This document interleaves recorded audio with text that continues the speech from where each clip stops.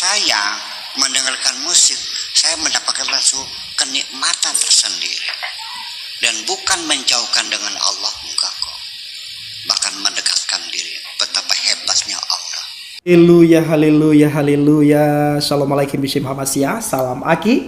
Aku kabarkan Injil keselamatan. Bapak Ibu di Tuhan, ketemu lagi dengan saya Evangelis Avraham Effendi Usman. Bagaimana kabar Bapak Ibu semua? Tentu luar biasa. Yes.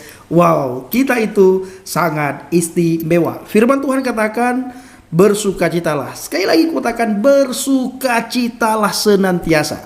Dalam keadaan situasi apapun kita harus tetap bersukacita. Dan kita tidak akan bisa mendapatkan sukacita bila kita tidak di dalam Tuhan. Sukacita yang kita dapatkan bila tidak dalam Tuhan itu adalah sukacita yang semu, sukacita yang sementara. Tetapi bila kita terus-terusan berada dalam firman Tuhan, maka sukacita kita itu melimpah. Sukacita kita itu penuh ketika orang melihat wajah kita. Wah, senang sekali dia ya. Senang sekali. Bapak Ibu, dari kalangan saudara kita seberang RT 0666, beberapa ustadz mengatakan bahwa nyanyi itu haram. Saya tidak tahu hukum dari mana yang mereka ambil ya. Hukum mana yang mereka pakai? Hukum manusia atau hukum Tuhan? Karena antara ustadz dan ustadz yang lain itu bertentangan. Bahkan kalau kita melihat Haji Roma Irama, kurang Islam apa beliau? Ya, beliau Islam yang sangat kuat, Islam yang taat, sampai beliau melakukan ibadah haji sehingga beliau punya gelar Haji Roma Irama. Tetapi beliau main musik, lagu dangdut yang beliau bawakan. Oleh Ustadz Munzir Sitomorang itu jelas-jelas di setiap pengajiannya beliau katakan musik itu haram. Tidak ada istilahnya musik mu'alaf. Tidak ada istilahnya musik mu'alaf. Musik Islam, musik kafir tidak ada. Yang ada musik itu haram kata Ustadz Munzir Sitomorang. Benarkah? Tetapi bila kita melihat bagaimana kata Bapak Buya Syakur Yasin, lain lagi pandangan beliau. Beliau berkata ketika mendengar musik, apalagi musik-musik yang bernuansa Islami, itu membuat beliau lebih dekat dengan Allah katanya. Tetapi bagi Ustadz Munzir Sitomorang dan kroco-kroconya, musik jenis apapun haram ya tetap haram katanya. Lalu oleh umat mana yang harus dipegang? Mana yang harus didengar antara dua orang ini? Sama-sama Islam, sama-sama ulama, sama-sama ustadz. Mana yang harus didengar? Apakah yang mengatakan musik haram? Atau yang mengatakan musik itu bisa membuat saya rileks, membuat saya sukacita ketika saya capek, lelah, letih, lesu, saya putarkan musik lalu saya berjoget-joget riang, bergembira. Ditambah lagi Bapak Ibu, kalau saudara memutar pujian rohani, itu sukacita kita itu melimpah-limpah kalau kita memutarkan mendengar puji-pujian rohani. Kita nyanyi lagu rohani, sukacita kita itu luar biasa. Kita lelah, kita punya gesekan dengan istri, marah kita dengan istri, marah kita dengan orang-orang di dekat kita, di sekitar kita. Putarkan lagu rohani. Saudara nyanyi lagu rohani, hilang stres. Benar saya alami Bapak Ibu. Saya ketika terjadi gesekan dengan orang-orang di sekitar saya dengar lagu rohani, saya putar lagu rohani, saya menyanyi dengan penuh girang-girang. Kenapa? Di dalam pujian sekolah minggu dikatakan Bapak Ibu, hati senang, luar biasa. Hati senang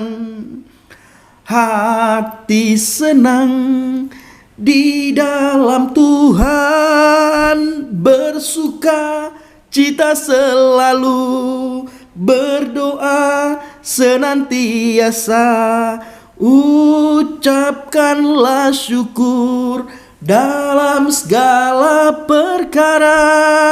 Hati senang, iya hati senang, hati senang, iya hati senang. Hati senang Bapak Ibu.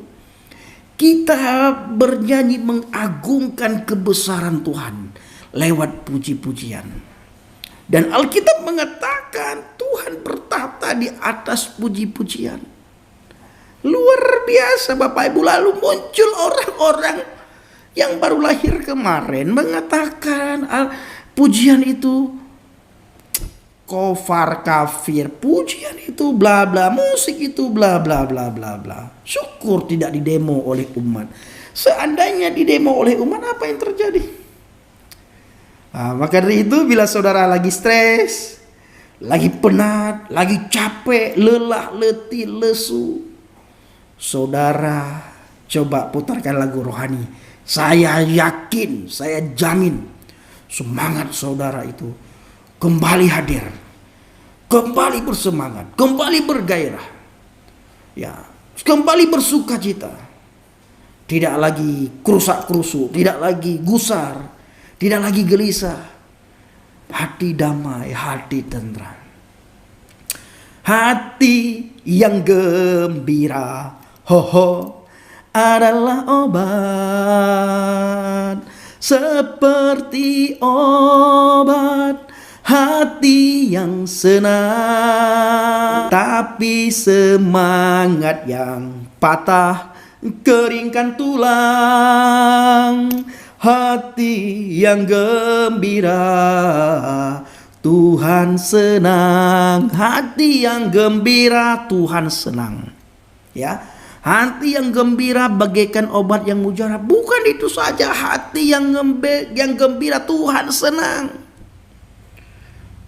Mari Bapak Ibu, bagi saudara semuanya yang hatinya gundah gulana, pikiran lagi kacau, Bapak Ibu ambil HP, masukkan ke channel YouTube, saudara cari pujian sukacita. Oke? Bapak Ibu, saya ingin mengajak kita semuanya untuk melihat sebuah cuplikan video yang luar biasa yang disampaikan, yang dibahas oleh Bapak Buya Syakur Yasin. Bagaimana pendapat beliau mengenai seseorang mendengar musik, atau pendapat Buya Syakur Yasin tentang musik. Mari kita saksikan sama-sama cuplikan video berikut ini. Di Azhar juga diadakan seleksi hadis ulang. Jadi mereka melakukan seleksi hadis mengulang, karena di hadis Imam Bukhari sendiri banyak hadis-hadis yang tidak masuk akal sampai disahihkan. Seperti katanya Nabi pernah berusaha ingin bunuh diri. Percaya nggak? Iya kan? Dan banyak semacam hadis itu. Kemudian ada juga hadis bunuh cecak malam Sabtu ya, masuk surga. Nggak masuk akal. Hubungannya apa cecak masuk surga? Nah itu kan, itu seperti hadis itu juga. Nah itu bagi saya mah begini ajalah, kalau memang orang itu percaya hadis itu lalu mengharamkan musik, ya maka masalah. Silakan Anda jangan dengar musik, ya, tutup telinganya. Jadi kalau kondangan ada organturnya, tutup kupingnya gitu. Ya karena haram semacam itu. Nah kalau seandainya musik itu diharamkan, ya silakan saja. Yang haram ya mangga. Yang mengharamkan TV ya udah jangan lihat TV. Yang mengharamkan rokok ya nggak usah. Cuman kalau saya kan kalau sambil rokok kan makin cerdas.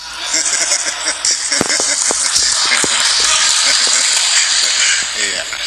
Ya, kalau saya makin cerdas kan bapak-bapak ikut bermanfaat kan? Ya iya itu. Gitu. Jadi saya mah tidak perlu membenturkan antara pro dan kontra. Silakan kalau Anda yakin rokok ini haram, ya sudah jangan merokok. Ketika Anda merokok berarti Anda melanggar keyakinan Anda sendiri. Ya kan gitu. Kalau saya menghalalkan rokok, sehingga karena saya menghalalkan rokok, maka saya tidak dituntut untuk membuktikan halalnya, karena halal tidak perlu dalil. Yang betul nggak? Gitu. Jadi silakan, mudah-mudahan orang yang mengharamkan musik, mengharamkan sutra, mengharamkan ini, mudah-mudahan Allah berkenan. Gitu aja kok. Ya kan gitu. Tapi kalau saya mendengarkan musik, saya mendapatkan rasa kenikmatan tersendiri.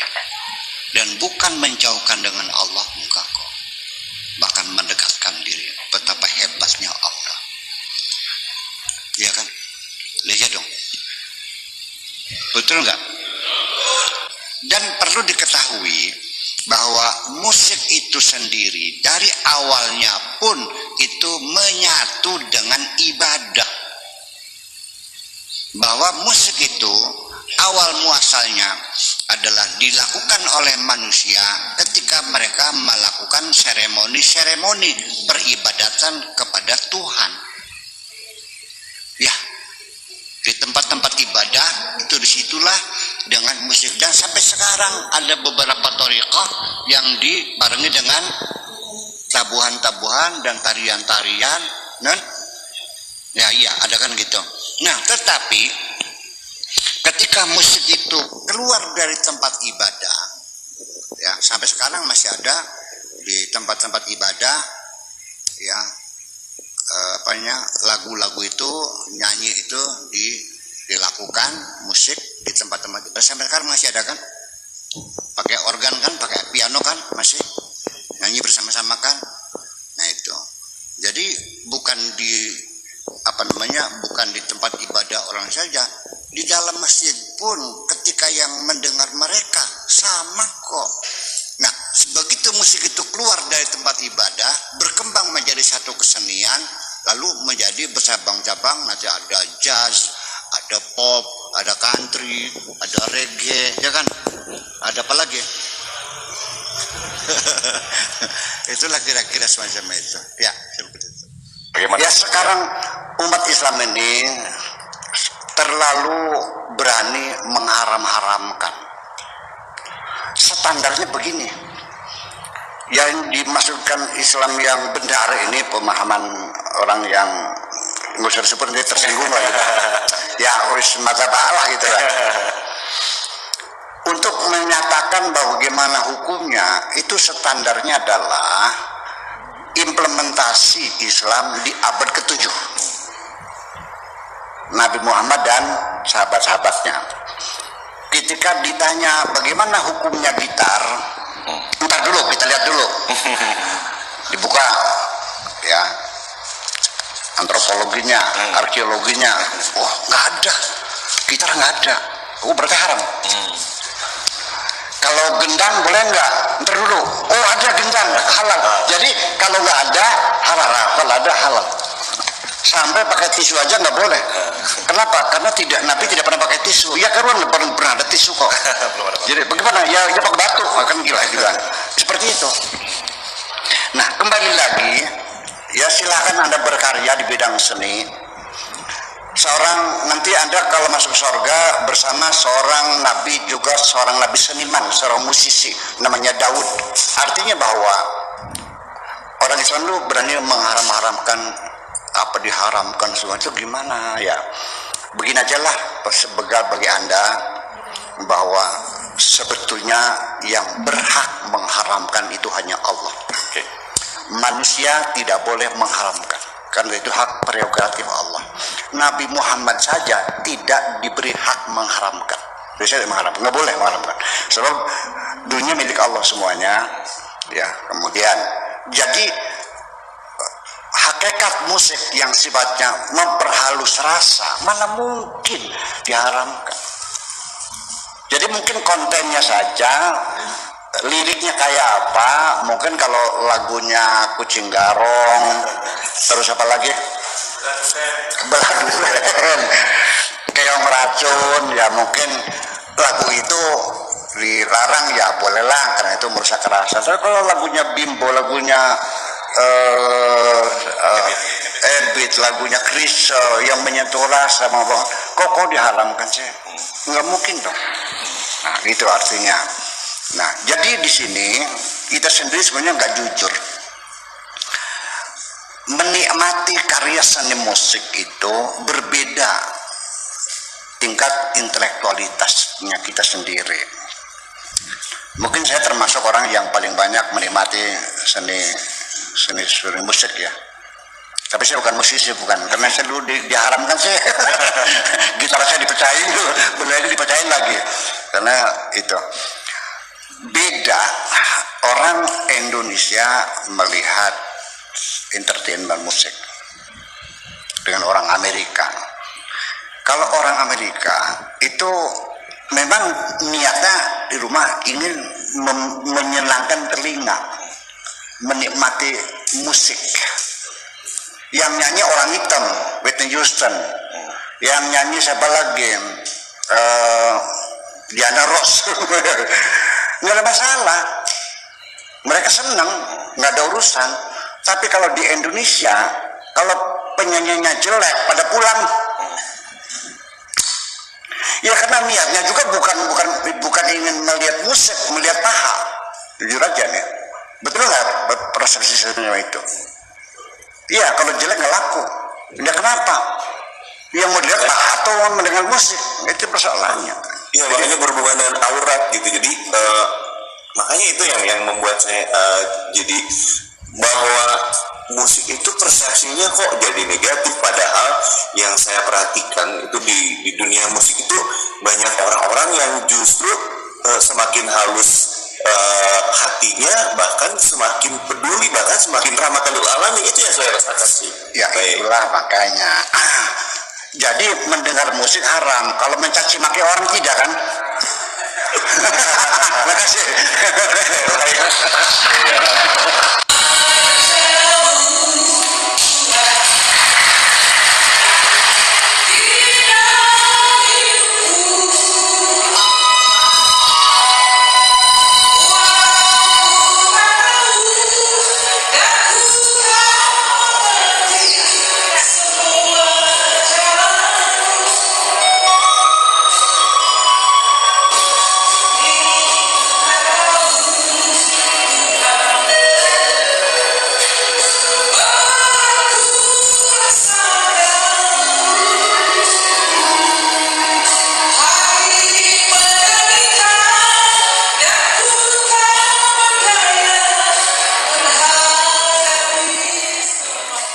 Saudaraku yang dikasih Tuhan, bagaimana tanggapan Bapak Ibu setelah melihat cuplikan video yang baru saja kita saksikan sama-sama?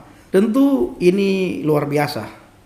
Bapak Buya Syakur Yasin berani sekali bersuara, menyampaikan apa yang beliau ketahui sesuai dengan data-data yang ada, sesuai dengan ayat, dalil, ada hadisnya. Beliau bukan sekedar omong doang, tetapi oleh sebagian saudara-saudara kita itu banyak sekali di antara mereka tidak senang kepada Bapak Buya Syakur Yasin.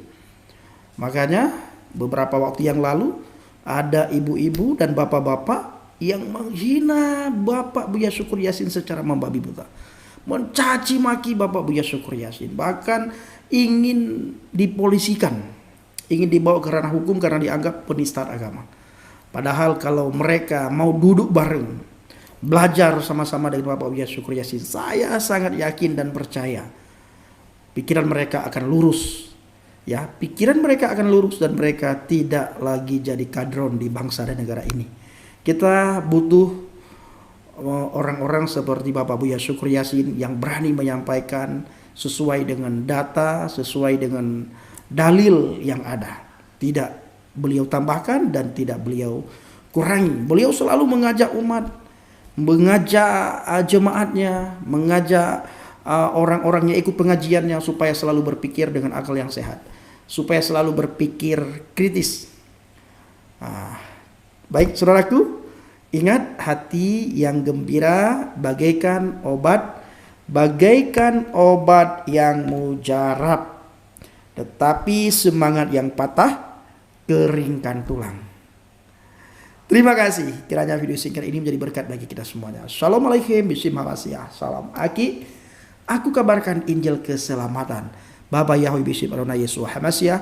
Berwah Kudus memberkati kita semua. Haleluya. Amin. Salam murtadin. Saya mengucapkan terima kasih kepada Bapak Ibu yang selalu mendukung pelayanan Habagen, baik melalui doa, dana, motivasi maupun support saudara. Terus dukung dalam doa dan bawa Habagen dalam doa syafaat Bapak Ibu semuanya. Terima kasih.